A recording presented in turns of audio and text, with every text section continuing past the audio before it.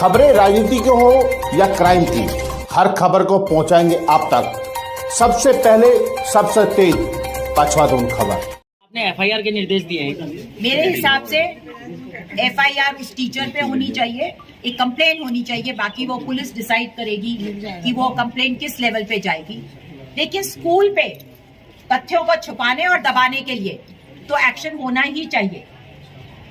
आपने पहली बात तो कंप्लेंट बॉक्स को ड्रॉप बॉक्स लिखा है ताकि बच्चे, वो सिर्फ जूनियर सेक्शन में रखा है, और उसमें अगर किसी ने पहुंच के कंप्लेंट डाल दी तो 2019 की कंप्लेंट उसी डब्बे में बंद रही। आप सोचिए, उस पीड़ा का अनुभव करिए जिसने लिखा है कि मुझे गंदी नजरों से ये टीचर देखता है, बहाने बहाने से हमें छूता है। मैंने पढ़ के सुनाया था अभी आपको वो कंप्लेंट, और उस पे काम ही नहीं हुआ। तो क्या ऐसी नेग्लिजेंस के लिए, क्या एएनएम ना होने पर झूठ बोलने के लिए? हाँ, इंफर्मरी में कोई ऑक्सीजन सिलेंडर नहीं था, कोई नेबुलाइजर नहीं था, फर्स्ट एड बॉक्स में मूव का एक खाली डब्बा। नमस्कार दोस्तों, मैं ज्ञान सिंह खबरों की दुनिया में आपका स्वागत। रुक करते हैं विकास नगर से जुड़ी महत्वपूर्ण खबर का। बाल आयोग की अध्यक्षा गीता खन्ना ने आज विकास नगर के सेंट मैरी कॉन्वेंट स्कूल में औचक निरीक्षण किया। निरीक्षण के दौरान स्कूल में कमियां ही कमियां पाई गई, जिस पर गीता खन्ना ने स्कूल के प्रधानाचार्य को जमकर खरी खोटी सुनाई। हम आपको बताते चले कि गीता खन्ना बाल आयोग की अध्यक्ष है और आज गीता खन्ना ने पिछले काफी दिनों से मिल रही शिकायतों के दौरान स्कूल का औचक निरीक्षण किया, जिसमें उन्होंने पाया कि स्कूल में फर्स्ट एड बॉक्स होना चाहिए, लेकिन वो मौजूद नहीं था। उन्होंने देखने में पाया कि जहां पर नर्स मौजूद होनी चाहिए वहां पर नर्स मौजूद नहीं थी। ऐसे में वहां पर उन्होंने पूछा प्रधानाचार्य से, तो उन्होंने उसका गोलमोल जवाब दिया। लेकिन जल्द ही स्कूल प्रशासन ने इस बात को स्वीकार किया कि हमारे पास बच्चों को देखने के लिए कोई भी नर्स मौजूद नहीं है, न ही उनके पास कोई दवाइयां मौजूद है। सवाल यह खड़ा होता है कि जिस स्कूल में माँ बाप अपने बच्चे को भविष्य तय करने के लिए भेजते हैं, उसी स्कूल की अगर बुनियाद इतनी खोखली हो तो वहां पर बच्चों का भविष्य कैसे तय हो पाएगा, इसका अंदाजा भी हम नहीं लगा सकते हैं। सबसे बड़ा सवाल खड़ा होता है कि जहां स्कूल में सिर्फ पैसा कमाने का अड्डा बना हुआ है, ऐसे स्कूल पर कड़ी से कड़ी कार्रवाई क्यों ना होनी चाहिए। वहीं स्कूल में जब दूसरे कमरे में पहुंचे तो देखा कि वहां जिस क्लास में 25 बच्चे बैठने चाहिए थे, वहां पर 60 बच्चे बैठने का इंतजाम किया गया था। बच्चों को ऐसे कमरे में ठूसा गया था जैसे वे बच्चे नहीं बल्कि भेड़ बकरियां हो। गीता खन्ना दूसरे कमरे में पहुंची तो उन्होंने देखा कि वहां पर भी बच्चों का यही हाल था। उन्होंने पूछा कि क्या आपको वंदे मातरम या भारत माता की जय के नारे लगवाए जाते हैं? तो बच्चों ने साफ तौर पर कहा कि हमें कोई भी भारत माता के जय और नारे यहां पर नहीं लगवाए जाते। गीता खन्ना ने जब प्रिंसिपल से पूछा तो उन्होंने बताया कि हम 26 जनवरी 15 अगस्त को भारत माता की जय और नारे लगवाते हैं। जिस देश में सेंट मैरी स्कूल चल रहा है, क्या उसके प्रशासन को तैयार है? जबकि हमारे बच्चों की बदौलत ही स्कूल चल रहा है, उनकी दुकानें चल रही है, लेकिन फिर भी यहाँ पर भारत देश में रहकर भारत देश का नाम लेना पसंद नहीं करते ये लोग। बच्चों से हर रोज गॉड यीशु के नाम पर प्रार्थना तो कराई जाती है, लेकिन भारत माता की जय और वंदे मातरम बुलवाया नहीं जाता। ये बड़े शर्म की बात है। गीता खन्ना ने पूछा कि स्कूल में कहीं मां सरस्वती या भारत माता की कोई तस्वीर नजर आती है? तो उस पर स्कूल प्रशासन ने गोलमोल जवाब दिया। उन्होंने कहा कि जिस देश में रह रहे हो, कम से कम उस देश में भारत माता की तस्वीर और स्कूल में होनी चाहिए, लेकिन वो भी मौजूद नहीं थी। ये भी बड़े शर्म की बात थी।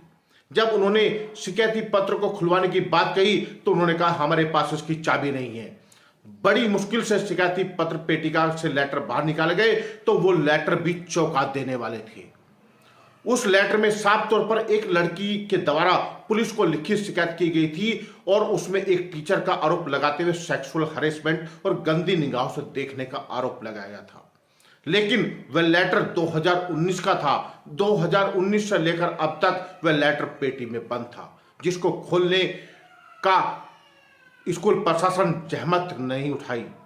बाल आयोग की अध्यक्ष गीता खन्ना ने नाराज होते हुए कहा कि स्कूल प्रशासन के खिलाफ तुरंत मुकदमा दर्ज कराया जाए। और टीचर के खिलाफ भी जल्द से जल्द मुकदमा दर्ज करा जाए। पुलिस मुकदमा दर्ज करने में जुटी है, लेकिन अब देखने वाली बात यह है कि जिस शिक्षा के मंदिर में हम अपने बच्चों को उच्च शिक्षा लेने के लिए भेज रहे हैं, अगर वह स्कूल के टीचर इस तरह की हरकतें करेंगे तो बच्चों का भविष्य क्या होगा। देखने वाली बात है कि 2019 से लेकर आज तक उस लेटर को, उस बच्ची के दर्द को एक पेटी में कैद किया गया था, लेकिन आज उस पेटी को जब लेटर निकाला गया तो सीधे पुलिस के हाथ में जा पहुंचा। अब देखने वाली बात यह है कि क्या स्कूल प्रशासन के खिलाफ मुकदमा दर्ज हो पाएगा, क्या वो टीचर्स जिसने इस तरह की हरकत की है वो जेल जा पाएगा, उसके खिलाफ मुकदमा दर्ज होगा, तो ये देखने वाली बात है। आइए देखते हैं विकास नगर से ज्ञान सिंह की ये खास रिपोर्ट। और ये कभी खोला ही नहीं। ये मैडम 2018 पुलिस के लिए मतलब ये 2018 की कंप्लेन है, क्योंकि ये बच्चों को बताया जाता होगा कि ये कंप्लेंट बॉक्स है, पुलिस आके खोलती है। फॉर माई एजुकेशन डिपार्टमेंट, मैं आपको भी बहुत साधुवाद करना चाहती हूँ कि आप लोग स्कूलों में इतना ध्यान देते हैं कि स्कूल इतनी मनमानी कर पाते हैं।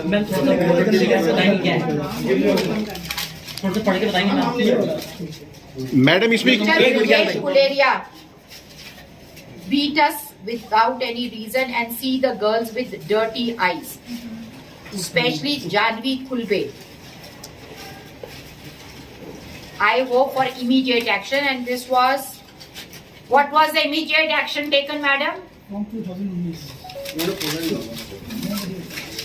इसमें मैडम आप FIR करिए, रजिस्टर, पुलिस को दीजिए सारी कंप्लेंट।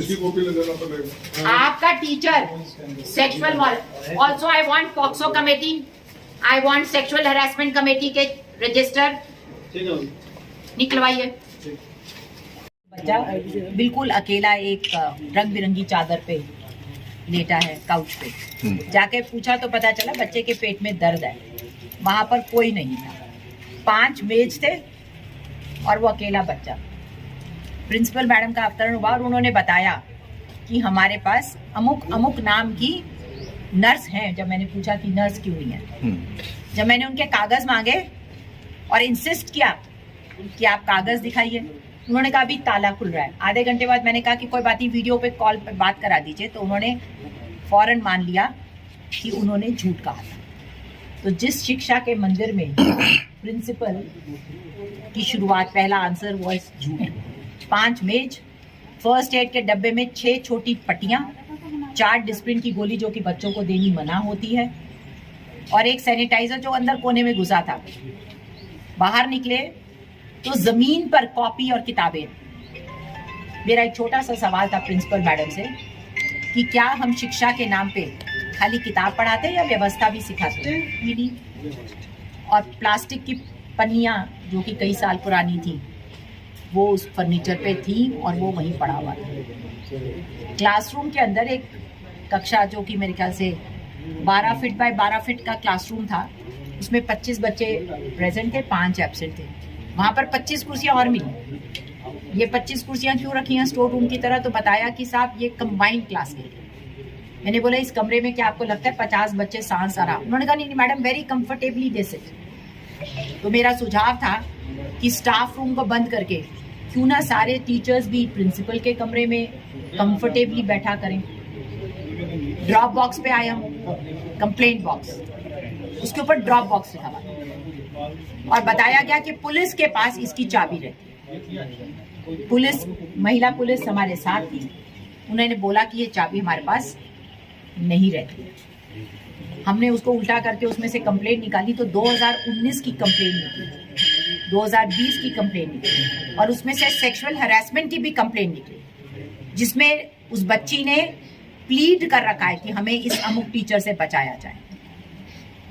अभी मुझे पता करना होगा कि क्या वो टीचर आज भी इस विद्यालय में शिक्षा दे रहे हैं। पोस्टर्स में हमें मदर मेरी सर्व जगह नजर आई, हम उनको नमन करते हैं, वो आदरणीय हैं। पर हमारे पास कुछ और आदरणीय मदर्स फिगर्स भी हैं। सरस्वती माँ है, हमारी भारत माँ है। और शिक्षा के संस्थान में जब मैंने बच्चों से बात करी कि क्या आपने कभी वंदे मातरम इस विद्यालय में बोला है, तो उन्होंने मना करा। कभी भारत माता की जय बुलवाई गई है? उनसे कहा कि तुम रोज सुबह क्या गाते हो, तो उन्होंने ओ माय गॉड करके अपनी एक प्रेयर गॉड के नाम पे कह दी। जब मैंने प्रिंसिपल से सवाल किया क्या भारत माता नहीं है, क्या इस देश के प्रति नमन करना, तो उन्होंने कहा नहीं हम 15 अगस्त को और 26 जनवरी को इन्हें भारत माता की जय नहीं, कुछ और बोला उन्होंने कि नहीं 15 अगस्त और 26 जनवरी को हमको इनको देश के बारे में बताते। फिजिकल एजुकेशन ये रोती, उन्होंने कहा नहीं साहब असेंबली में कोई पीटी नहीं, सैटरडेज को पीटी पीरियड होता है और हफ्ते में किसी एक दिन जब कोई टीचर नहीं आती होगी शायद उस दिन उनका games period. So that much for physical education and that much for physical fitness. 3000 बच्चा जब कागज मांगे गए तो जैसे कि सभी स्कूलों के मैनेजर, प्रिंसिपल, प्रबंधक उसी दिन एब्सेंट हो जाते हैं, हमें कहा गया कि वो एब्सेंट है कमरे की चाबी। मैंने बोला कि हम ताले का कीमत चुका देंगे, आप कमरा खोल दीजिए। तो पता चला कमरा तो पहले से ही खुला है, वहां पे भांति भांति की अलमारियां हैं, जिसको मैंने कहा कि हम पुलिस की मदद से कहा कि आप क्या ऐसे भी ये ताला खुलवा के, पीटीए का कभी गठन नहीं हुआ, बच्चों ने कभी पीटीए शब्द नहीं सुना, पॉक्सो की कोई कमेटी नहीं है, 3000 बच्चों में सेक्सुअल हैरेसमेंट कमेटी नहीं है, कोई वेलफेयर की बात नहीं है। वाले शिकायत के मामले में आपने एफआईआर के निर्देश दिए हैं? मेरे हिसाब से एफआईआर उस टीचर पे होनी चाहिए, एक कंप्लेन होनी चाहिए, बाकी वो पुलिस डिसाइड करेगी कि वो कंप्लेन किस लेवल पे जाएगी। लेकिन स्कूल पे तथ्यों को छुपाने और दबाने के लिए तो एक्शन होना ही चाहिए। आपने पहली बात तो कंप्लेंट बॉक्स को ड्रॉप बॉक्स लिखा है ताकि बच्चे, वो सिर्फ जूनियर सेक्शन में रखा है, और उसमें अगर किसी ने पहुंच के कंप्लेंट डाल दी तो 2019 की कंप्लेंट उसी डब्बे में बंद रही। आप सोचिए, उस पीड़ा का अनुभव करिए जिसने लिखा है कि मुझे गंदी नजरों से ये टीचर देखता है, बहाने बहाने से हमें छूता है। मैंने पढ़ के सुनाया था अभी आपको वो कंप्लेंट, और उस पर काम ही नहीं हुआ। तो क्या ऐसी नेग्लिजेंस के लिए, क्या एएनएम ना होने पर झूठ बोलने के लिए? हाँ, इन्फर्मरी में कोई ऑक्सीजन सिलेंडर नहीं था, कोई नेबुलाइजर नहीं था, फर्स्ट एड बॉक्स में मूव का एक खाली डब्बा, मूव नहीं थी, एक मूव की खाली डब्बी थी। जब एएनएम जीएनएम ही नहीं तो शेड्यूल एच ड्रग्स और शेड्यूल जी ड्रग्स क्या पता हुई? मैडम क्या